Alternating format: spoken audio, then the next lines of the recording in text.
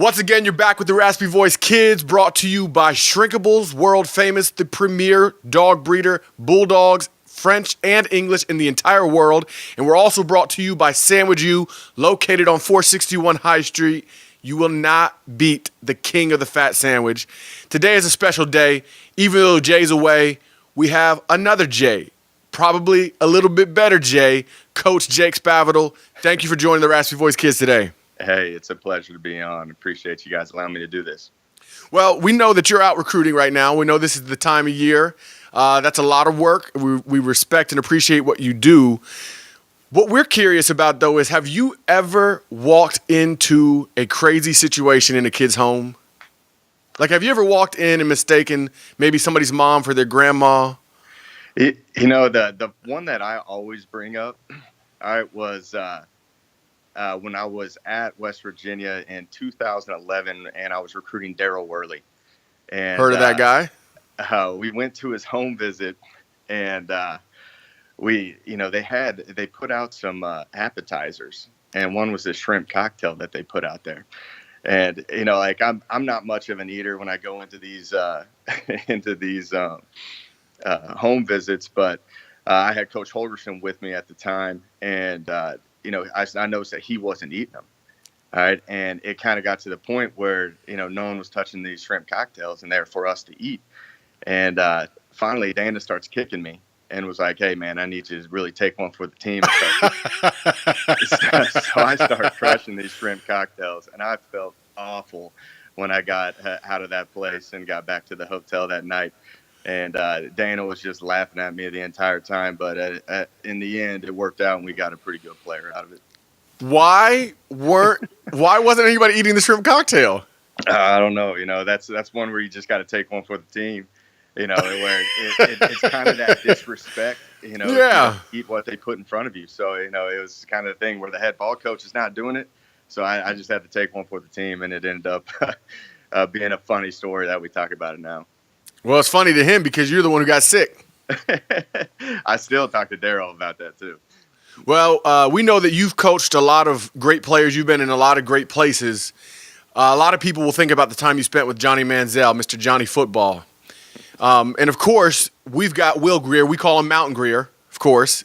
Some people call him Mountain Jesus. I think that might be a little too far. But that said, what can you say would be the similarities and the differences between Will and Johnny? That they're different quarterbacks, obviously. Johnny was a guy that made a lot of plays with his feet.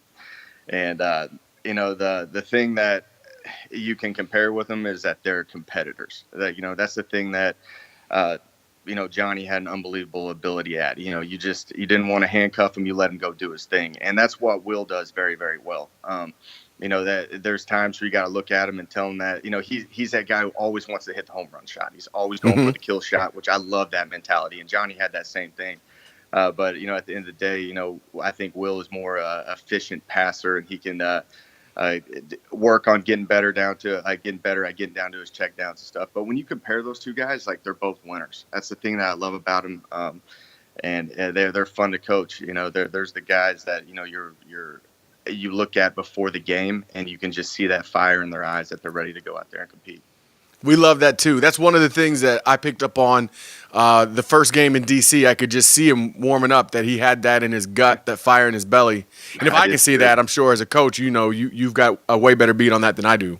Yeah, there's a lot of unknowns going into your first year with a quarterback, and that atmosphere was pretty awesome. I really enjoyed that game. I think that's something that we would like to get back in the future. For sure. Just make sure it's really neutral site next time. See him. He was very calm. I always pay very close attention to those QBs because we put a lot of pressure on those quarterbacks in games, and any fear in his eyes, and he's just a great leader when he's out there in general. So it was pleasing for me to see that when you go out into your first game. That's awesome. And it carried over. That swagger carried over. Now, Jeremy is not here with us today, but he wanted me to tell you that he can feel it, that this year is going to be special. And he believes that this is the year that you can challenge Cliff Kingsbury for the GQ coach of the Big 12. Can you feel that, Jake? Can you feel it? Oh man, Cliff is one of my good friends. I talk to Cliff daily.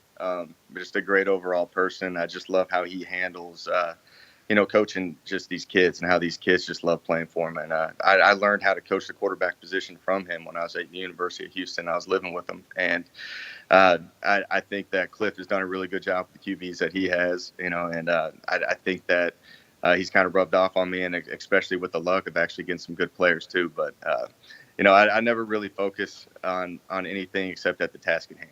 And, that's something that I learned from my dad. That's kind of a coach's saying. It's a cliche that you hear all the time, is just worry about the next play. And that's something that I've been challenging these kids, because I think that they've got an ability. I think they're brewing something pretty special right now. And the main thing is we can't get distracted, and we got to take it one play at a time, and we got to give everything we got for one play. You can't look into the future. You can't look at Big 12 championships. You can't look at national championships. All we got to focus on is getting better right now.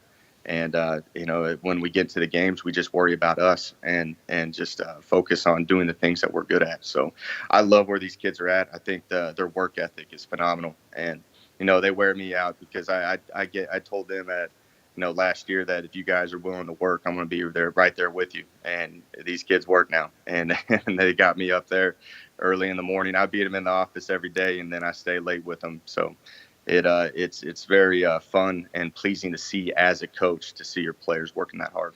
I bet that child doesn't help with that exhaustion either. Oh, no, and I got another one on the way too. Hey, congratulations on that. Hey, I appreciate it. So, Now, you work hard now, so you get it all planned out when you get into the season. Now, you talked about expectations in the locker room, not looking at national championships, not looking at Big 12 championships. Best wish is getting Mountaineer Nation to follow you with that kind of focus, okay? Because I can tell you that is not, the expectations are extraordinary this year. And every year, Mountaineer fans drink the Kool-Aid. Every year, we're going to win the Heisman. We're going to win the Biletnikoff. We're going to win the national championship.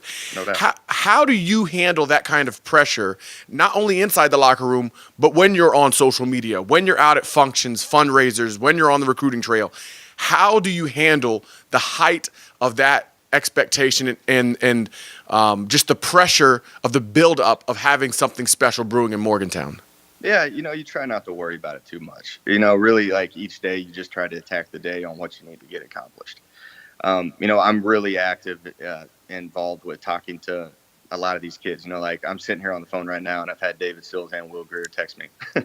And they're always wanting to know something that they want to get better at. And that's something that we're really trying to focus at, because there's a lot of hype. I learned a lot of this when I was coaching Johnny Manziel, and the expectations of winning another Heisman Trophy and national title hopes and all that stuff. Yeah, those are always good, and it's awesome to have a fan base that believes in you that way. But at the end of the day, you got to really focus at what you can control, and what we can control is try to bring it every single day that we walk into that building. We love it, Coach. We thank you for taking time to talk to the Raspy Voice kids today. If there's ever anything you think we can improve on, just shoot us a tweet. It can be public. We'll work on it. We'll go to work just like Mountain Greer, just like Biletnikoff. We want to be better. Again, we appreciate your time and your effort and everything you do for West Virginia football. Hey, anytime, man, and let's do this again another time. Sounds great. Talk to you soon.